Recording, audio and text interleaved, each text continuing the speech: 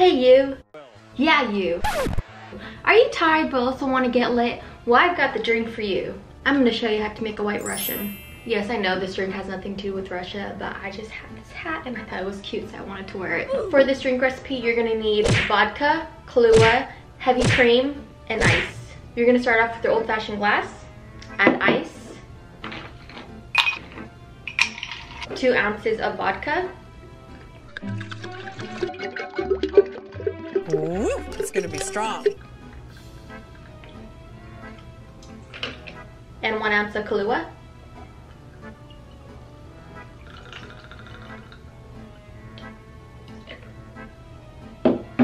And top it off with some heavy cream.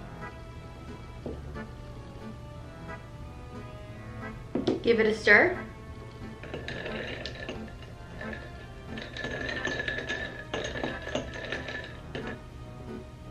And there you go, your white Russian.